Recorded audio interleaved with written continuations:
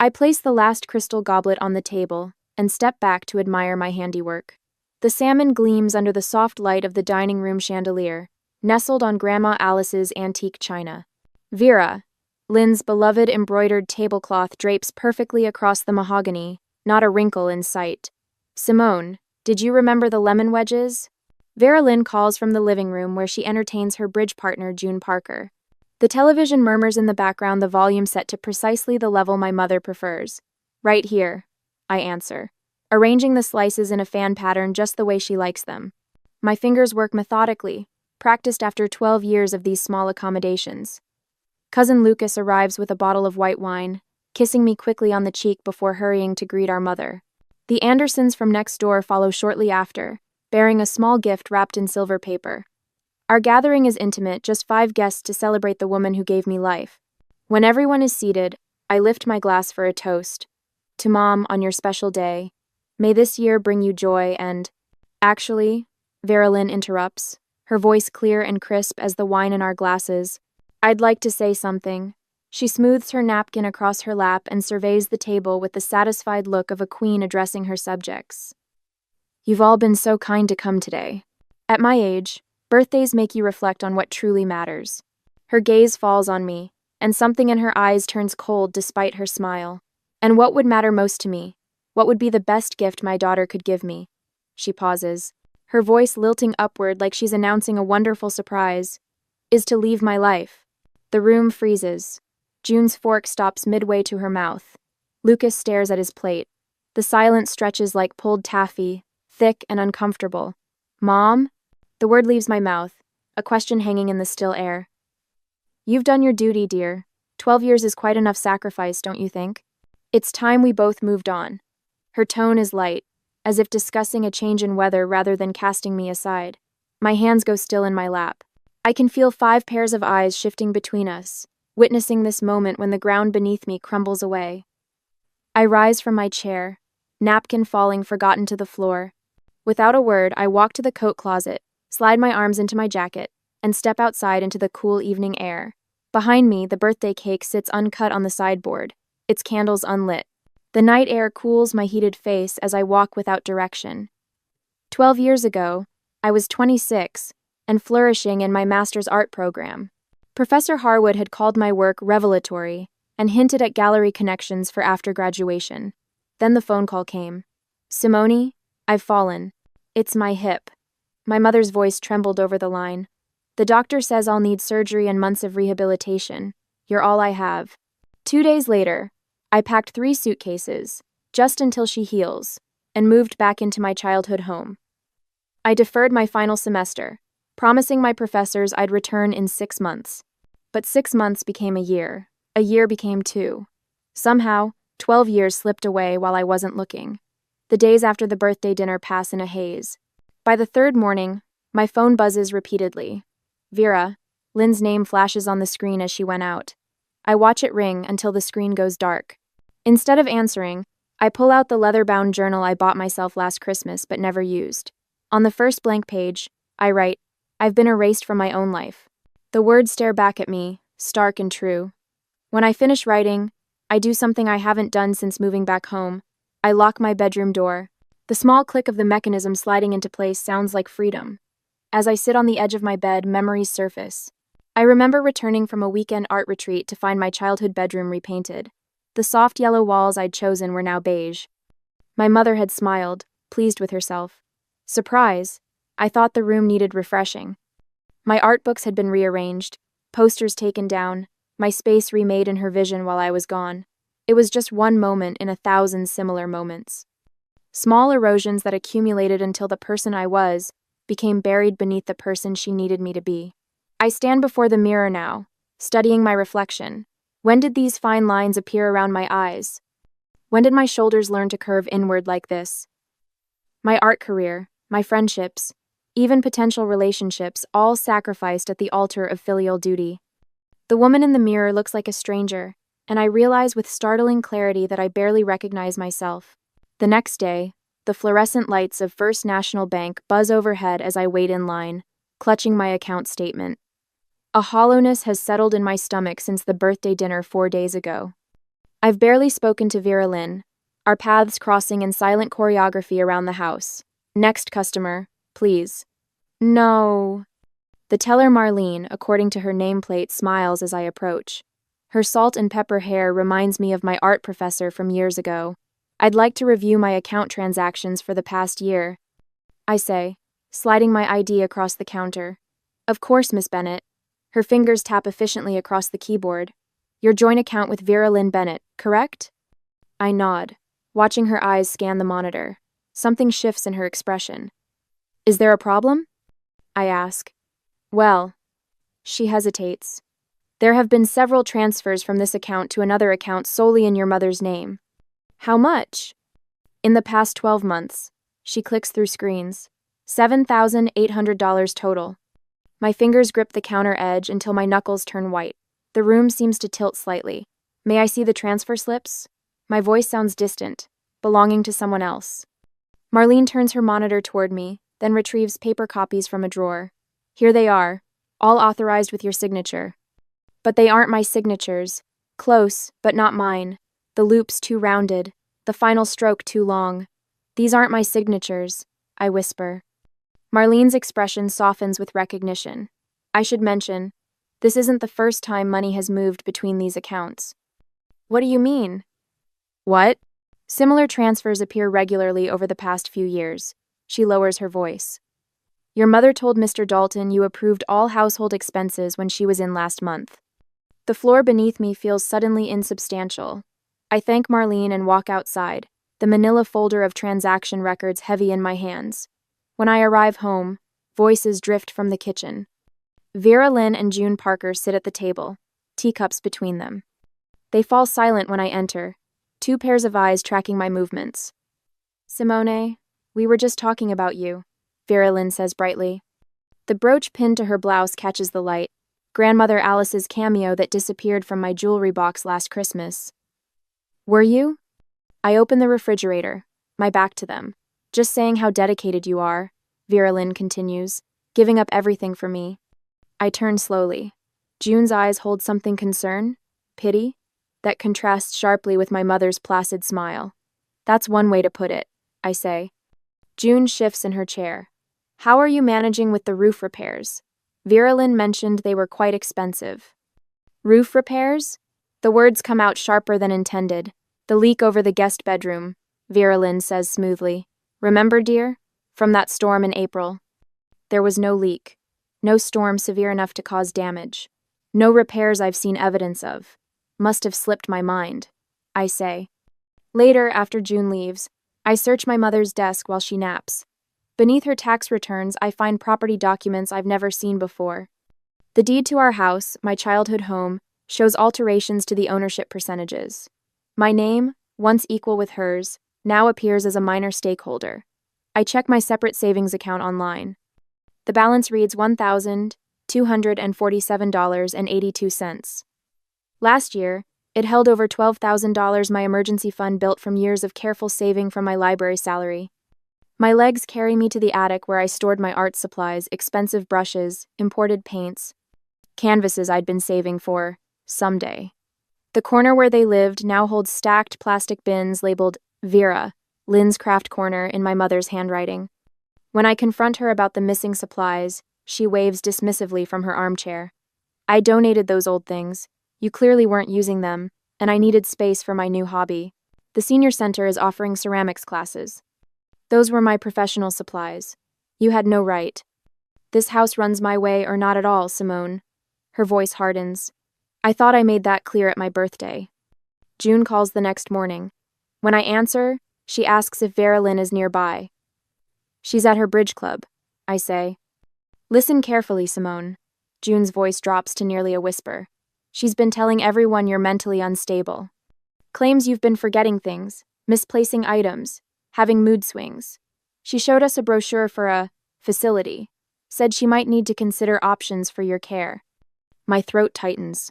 Why are you telling me this? Because it isn't right. A pause. And because I've seen how she treats you. After we hang up, I make an appointment with an attorney later that day. Tomas Reyes listens without interrupting as I lay out bank statements, forged signatures, and altered property documents across his desk. Financial exploitation of family members is unfortunately common, he says when I finish, but provable. We can protect what assets you have left. As I drive back from the attorney's office, I wonder if I should confront my mother immediately with what I've discovered or quietly make my preparations to leave. Direct confrontation might satisfy my anger, but careful planning might protect what little I had left. What would you do when the person who should love you most is actively working against you? 3 days later, the phone rings 4 times before stopping. Then it starts again. The third missed call from cousin Lucas this morning.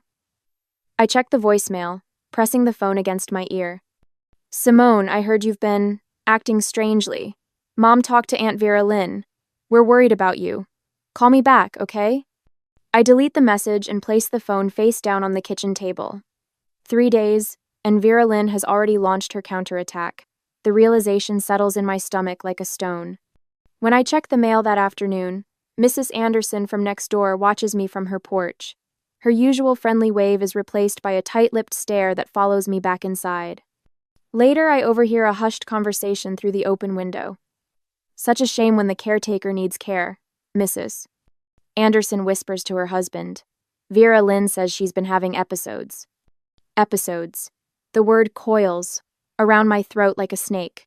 That evening, an envelope slides under my door.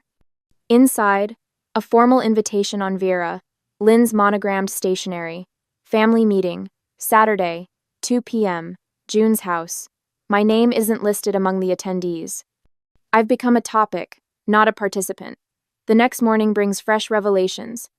The credit card statement arrives with my name but unfamiliar charges, a diamond bracelet, dining at restaurants I've never visited, a weekend spa retreat in Scottsdale. My heart pounds against my ribs as I scan the total. $4,760. At the credit bureau office, the clerk's expression shifts from professional to pitying as she scrolls through my report. There are 3 accounts opened in your name in the past 8 months, she says, all carrying balances. Were you aware of these? I shake my head, my mouth dry as sand. You might want to file a fraud report. She slides a form across the desk. Though it gets complicated when it's family. Family. The word no longer means safety. The doorbell rings the following day, and my body responds before my mind can catch up, pulse racing, palms sweating, breath shallow. I peek through the curtains instead of answering. The UPS driver leaves a package and walks away, but the damage is done. I've become afraid of my own doorbell. That night, I search for my birth certificate and social security card in the filing cabinet where they've always been kept.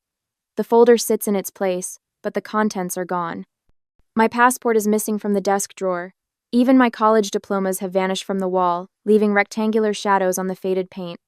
I begin carrying my driver's license in my bra rather than my purse. I take photos of my room before leaving each morning, comparing the images when I return. The hairbrush moved 2 inches to the left. The drawer containing my journals slightly ajar. My reading glasses nowhere to be found. Someone is searching my space, erasing me piece by piece.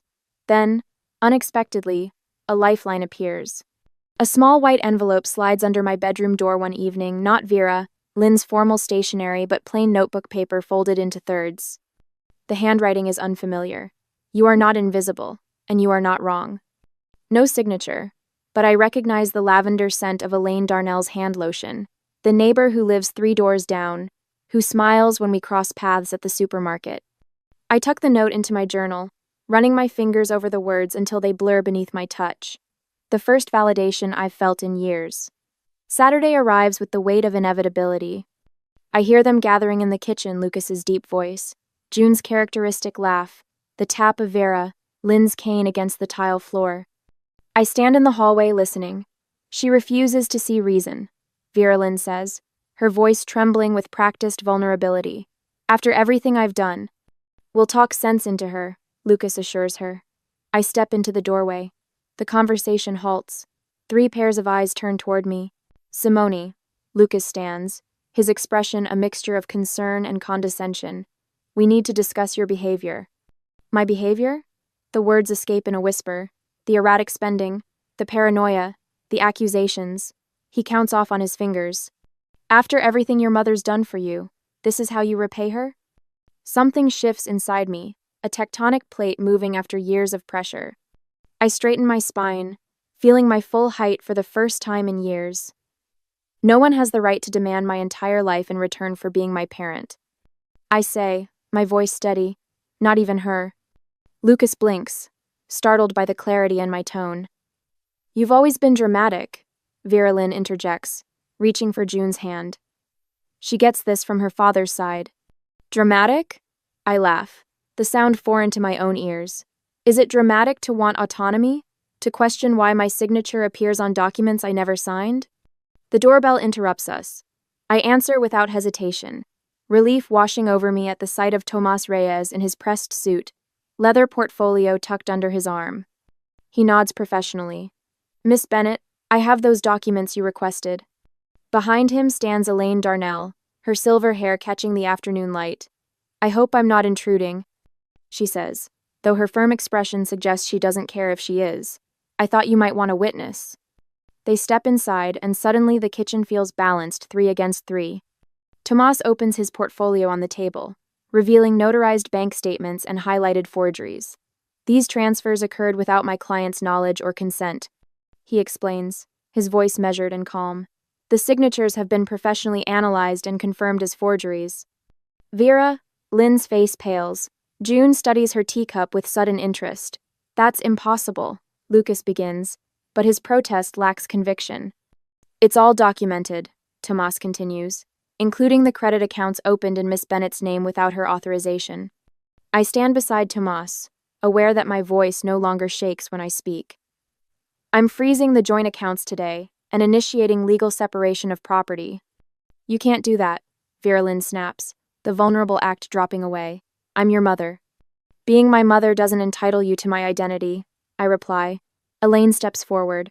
I've witnessed Mrs. Bennett admit to signing her daughter's name on multiple occasions, claiming it was just easier that way. I'd be happy to provide a statement. Vera Lynn's mouth opens and closes without sound. The meeting ends with Lucas escorting my mother and June from the kitchen, his certainty visibly shaken. Tomas reviews next steps while Elaine makes tea. For the first time in 12 years, I feel the house expanding around me, making space for my presence. Hours later, after Tomas and Elaine have gone, I return from a walk to find the front door ajar. Inside, Vera Lynn stands in the living room, my suitcases open on the floor, her hands filled with my clothing. What are you doing? I ask. She doesn't look up. Packing your things. If you want independence so badly, you can have it. I watch her methodical movements, recognizing the final desperate maneuver of someone losing control. But this time, her actions don't fill me with fear. They set me free. 2 days later, the locksmith slides the new key into my palm, solid and gleaming. All done, ma'am. 3 exterior doors and 2 interior. Nobody's getting in without your say-so now. I close my fingers around the metal, feeling its teeth bite into my skin. Thank you.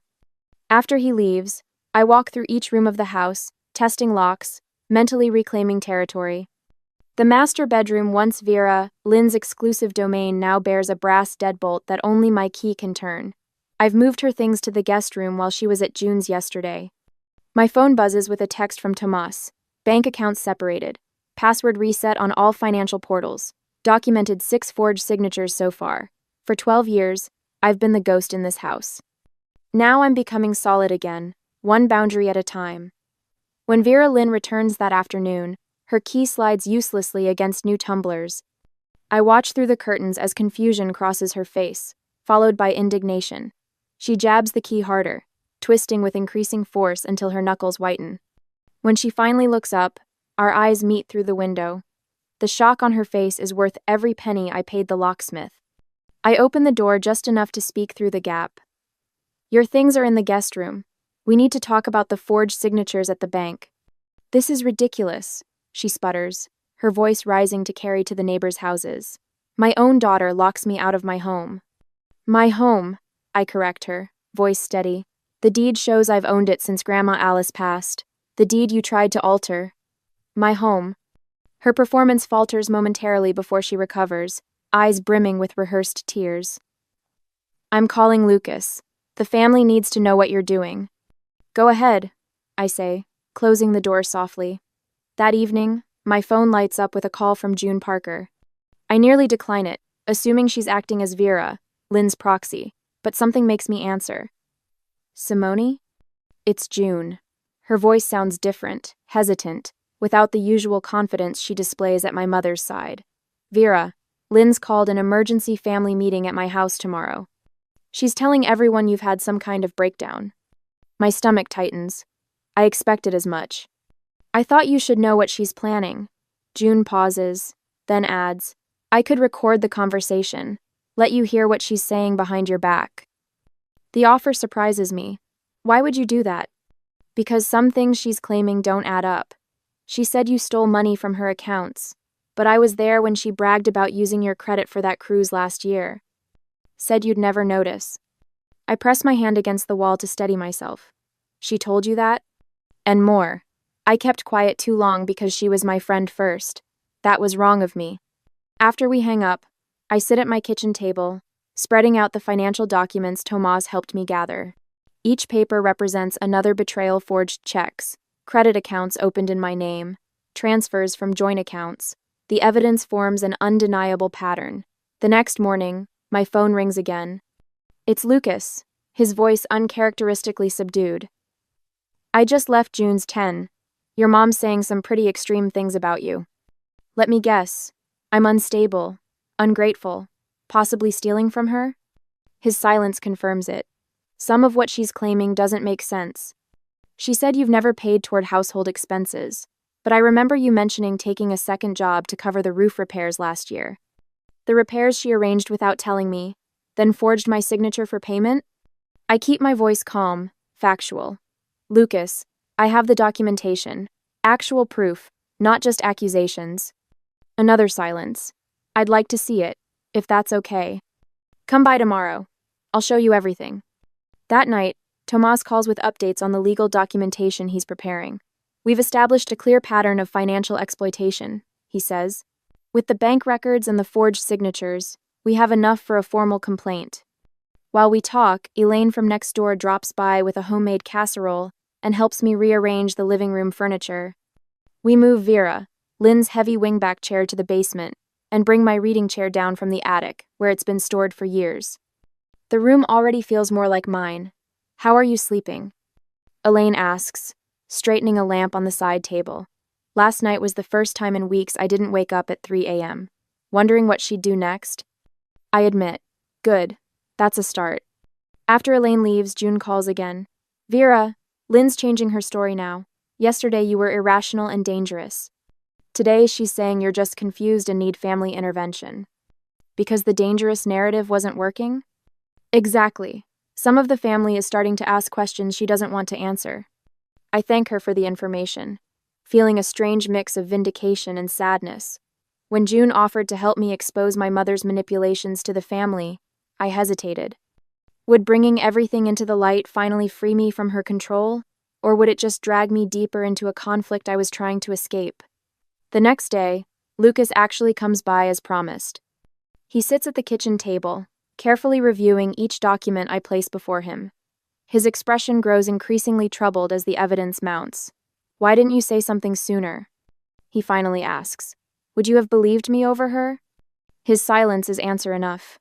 As Lucas is leaving, my phone rings. It's Vera Lynn, her voice wobbling dramatically. Simone, I'm terribly ill. The doctor says it's my heart. I need you to take me in again. After everything we've been through, you can't turn me away now. I close my eyes, recognizing the familiar manipulation tactic.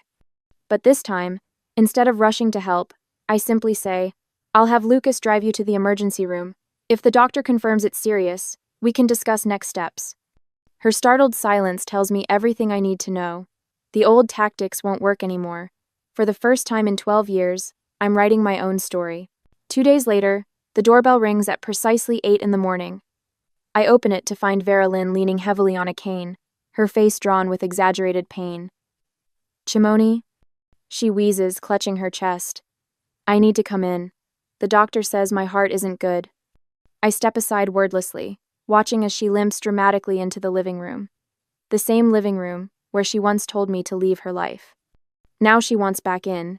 You look terrible, I say, not unkindly. Should I call an ambulance? No. The word comes too quickly. I just need rest. And my daughter.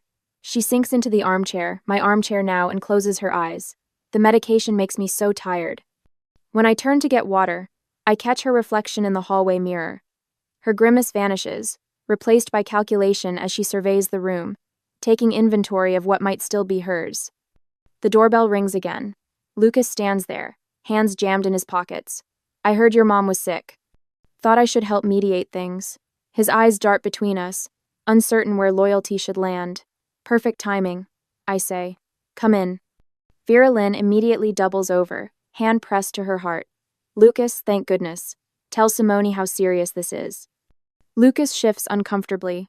Actually, I interrupt, walking to the bookshelf where I've placed a manila folder. I have something for both of you. I pull out copies of bank statements, each transfer highlighted in yellow. Beside them, the original transfer slips with my forged signature, now notarized with the document examiner's statement confirming the forgery. What is this? Lucas asks, taking the papers. Evidence, I say simply. 12 years of financial manipulation. Accounts opened in my name. Money transferred without my knowledge. Vera Lynn straightens, momentarily forgetting her performance. You're exaggerating. I was just organizing our finances. I pull out another document, sliding it toward Lucas. Her medical records from last week's checkup. Perfect health. No heart issues. No need for medication. Lucas stares at the papers, then at Vera Lynn. Something shifts in his expression, the first crack in his certainty. Aunt? Vera. Lynn's face hardens. She's twisting things, after everything I've done for her. I know exactly what you've done, I say, my voice steady. And I won't go back to being small so you can feel big. Lucas looks at me. Really looks at me. Perhaps for the first time. These signatures aren't yours? Number, I meet his gaze. And I suspect you've signed things for her too. His silence confirms my suspicion. Vera Lynn stands, suddenly forgetting her heart condition. This is ridiculous. I took care of you your whole life. One little fall, and you abandoned your own mother. You didn't fall, I say quietly. The room goes still. Excuse me? Vera Lynn whispers. I called your doctor last week. There was no fracture 12 years ago. Just a bruise. You could have managed alone after a few days of rest. Lucas turns to Vera Lynn, color draining from his face. Is that true? Her mask slips completely. The helpless mother vanishes, replaced by cold fury. She would have left me, just like everyone else. I needed her here. So you lied, Lucas says, for 12 years. I walk to the closet and pull out a suitcase I packed 2 days ago, placing it by the front door. The living room around us bears little resemblance to what it once was. I've replaced her beige walls with warm terracotta. Her formal furniture has given way to comfortable pieces in rich, earthy tones. My paintings hang where her bland prints once dominated. What's this? Vera Lynn demands, pointing at the suitcase. Your things, I answer. Just your things. She lunges for a crystal vase on the side table. This is coming with me. It was my mother's. It was Grandma Alice's, I correct her firmly. Not yours, and it stays with me. Her hand freezes mid-reach. For the first time, she seems uncertain. Lucas steps between us. Aunt, let's just take what's in the suitcase. You're taking her side? Vera Lynn spits the words. I'm trying to do what's right, he says quietly. Vera Lynn turns to me, tears filling her eyes on command. After everything we've been through together, no one will ever love you like I do. The words hang in the air between us. I've heard them so many times before the ultimate manipulation, the final trap. But this time, they sound different to my ears. Thank God for that, I say. Lucas guides Vera Lynn toward the door, her protests growing louder with each step. I watch them go, feeling nothing but a profound relief. The door closes behind them, and the house seems to exhale with me. 2 weeks later, Elaine brings over coffee and news. Vera Lynn moved in with your cousin Margaret in Phoenix, she says. The family's in quite an uproar. Will they ever speak to me again? I ask, surprised to find I care about the answer. Elaine shrugs. Some will, some won't. Does it matter? I consider this as I run my fingers along the spines of books I've brought out of storage. Less than I thought it would. Later that evening, I find a box I haven't opened since moving back home. Inside lies my old sketchbook from art school, filled with half-finished drawings and ideas for projects I never completed. The pages fall open to a self-portrait, abandoned mid-stroke, the outline of a woman with no face. I touch the empty space where my features should be, feeling the indentation of pencil on paper. Tomorrow I'll buy new pencils. A year later, I have built something for myself. I position my easel near the window, the one I wasn't allowed to open for 12 years because the draft would ruin the curtains. Now, sunlight streams across my canvas, illuminating the half-finished landscape. Outside, spring unfurls in bursts of color that I'm trying to capture with each brush stroke. "That's coming along beautifully, Simone," says Professor Winters, leaning over my shoulder during our community art class. "Your use of light is remarkable." I nod my thanks, still unaccustomed to praise. 3 months ago, I could barely hold a paintbrush without hearing Vera, Lynn's voice in my head. Art is a hobby, not a life plan. Now my walls display my vibrant paintings instead of her beige prints of faceless Victorian women. This morning I bought coffee without calculating whether the expense would trigger questions. Last week I rearranged furniture without asking permission. Small freedoms that feel enormous. The timer on my phone chimes, company arriving in an hour. 1 year after the birthday dinner that shattered my world, I'm hosting my own gathering. The salmon is already marinating my recipe, not hers. I've draped my newly purchased tablecloth across the dining table, its pattern bold and geometric, where Vera Lynn's had been delicate and fussy. When the doorbell rings, I open it to find Thomas and Elaine carrying a bottle of wine and wildflowers. "These are from my garden," Elaine says, handing me the colorful bunch. "For your new beginning." June arrives next, looking tentative until I welcome her with a genuine smile. We've forged an unexpected friendship since she chose truth over loyalty to my mother. The house looks completely different. June marvels, taking in the bright throw pillows and art books stacked openly on the coffee table. "It feels alive." "Like its owner," Tomas adds, raising his glass. During dinner, Lucas asks the question I've been anticipating. "Have you heard from Vera Lynn?" The table quiets. A year ago, this question would have paralyzed me with guilt and anxiety. "She's still with Cousin Margaret in Arizona." I answer evenly. We exchange birthday cards. No bitterness colors my voice, just simple facts delivered without apology or explanation. Later, as we gather around the dessert, I've baked a lemon tart that would have been deemed too tart in the old days. Tomas raises his glass. "To seeing ourselves clearly at last." "And to those who helped us see," I add, meeting each of their eyes in turn. The next morning, I kneel in the back garden, digging small holes for the lavender and mint seedlings. The soil feels cool between my fingers as I create homes for these fragrant plants that will eventually spread their roots and thrive. Inside, the spare bedroom waits for its transformation. Paint samples in shades of gold and terracotta line one wall. A drafting table sits in the center, and brochures about teaching art therapy classes at the senior center lay open on its surface. "Miss Simone?" 2 young voices interrupt my gardening.